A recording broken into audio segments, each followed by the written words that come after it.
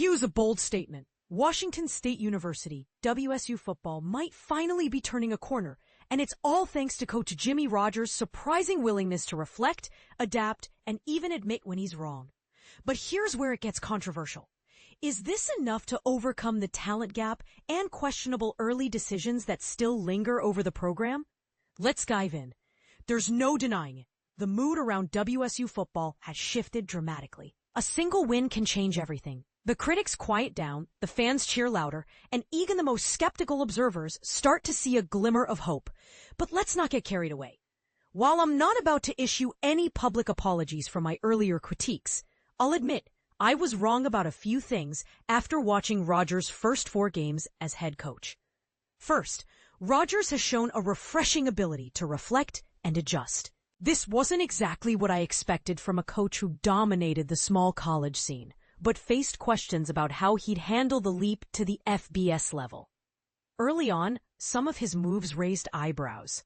For instance, bringing 16 players from South Dakota State and flipping 13 freshman commitments from the Jackrabbits to the Cougars felt like a coach clinging to familiarity, rather than embracing the challenge of a new level. And this is the part most people miss.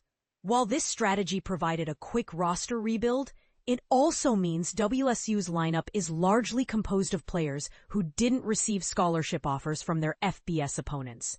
That's a talent gap that won't close overnight. Another head-scratching decision was Rogers' insistence on live quarterback drills during preseason, allowing defenders to hit quarterbacks as if it were a real game. Sure, toughness is important, but this practice is virtually unheard of for a reason. It's hard not to wonder if the early season quarterback shuffling was linked to undisclosed injuries.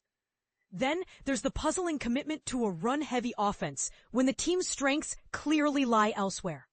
Spoiler alert, WSU's running backs are averaging just under 3.7 yards per carry, with Angel Johnson, the leading rusher, at a staggering 1.8 yards per attempt.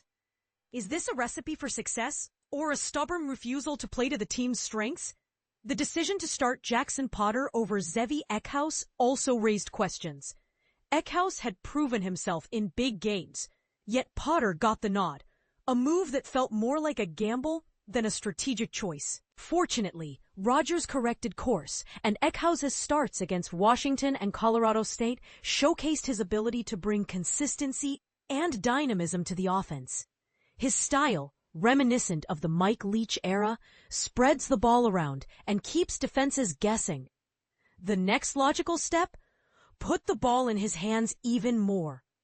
Rogers' philosophy of establishing the run to set up the pass is understandable, but it's hard to execute when the run game is virtually non-existent. Even the occasional breakout play, like Leo Pululasi's 45-yard run against Colorado State, feels like an anomaly. At this point, calling run plays feels like giving away opportunities. Despite these challenges, Rogers' team has shown progress. The Cougars are 3-2, and while they've avoided catastrophic losses, upcoming games against number 4 Ole Miss and number 24 Virginia will be the real test. If Rogers and his staff can continue to scout themselves honestly, a winning first year in Pullman isn't out of the question. Here's the big question for you. Can Rogers' adaptability and willingness to learn on the fly overcome the talent deficit and early missteps? Or will these issues ultimately hold WSU back from competing at the highest level? Let's hear your thoughts in the comments. Agree or disagree, the debate is wide open.